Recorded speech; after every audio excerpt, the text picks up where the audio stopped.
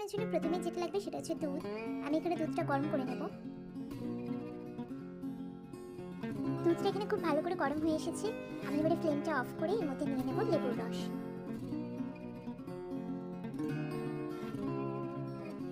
এবার ভালো করে আমি মিশিয়ে নিচ্ছি লেবুর রসটা দুধের সাথে। আর দেখো খুব সুন্দর এখানে ছানাটা কেটে যাচ্ছে আস্তে আস্তে।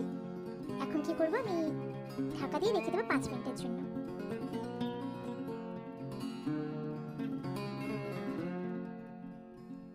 5 মিনিট পর আমি এখানে ছানাটা নিয়ে নিচ্ছি আর ভালো করে জলটা বের করে আরও 5 মিনিটের জন্য রেখে দিচ্ছি।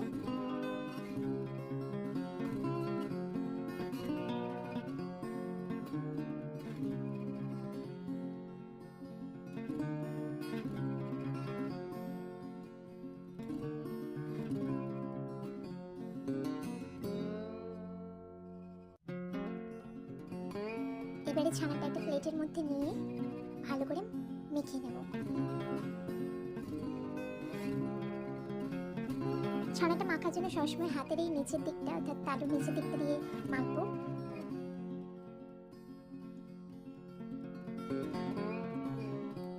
দেখো এখানে খুব সুন্দর ছানাটা মাখা হয়েছে, বুঝতেই পারছো। এবারে আমি এর মধ্যে নিয়ে নেব সুজি।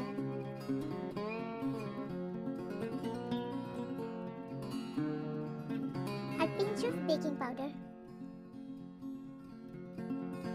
এবারে সবকিছু একসাথে ভালো করে মেখে নেব।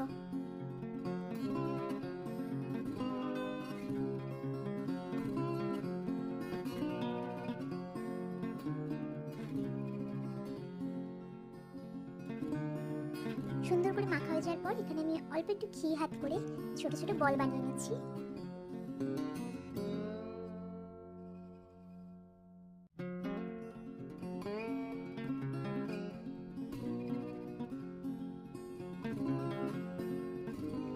এবারে মিষ্টিগুলো আমি একটা শেপ দিয়ে দিচ্ছি।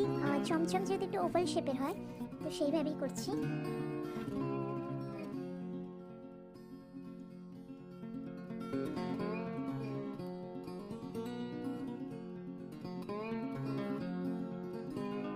বেশ, সব মিষ্টিগুলো আমি এখানে বানিয়ে নিয়েছি। এখন একটা প্যানের মধ্যে আমি 1 কাপ চিনি নিয়ে আর এর মধ্যে নিয়ে নেব এলাচ আর 1 কাপ জল নেব।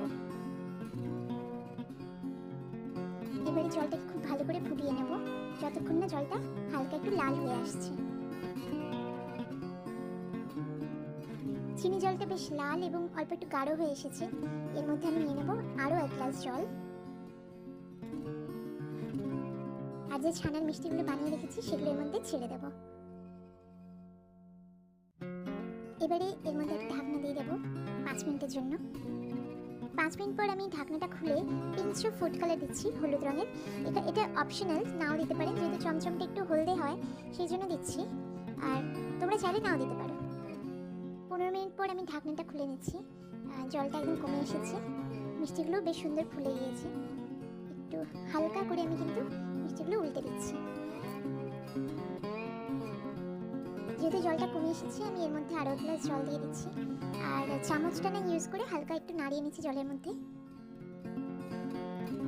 আরও আধ ঘন্টা আমি এইভাবে ফুটিয়ে নেব।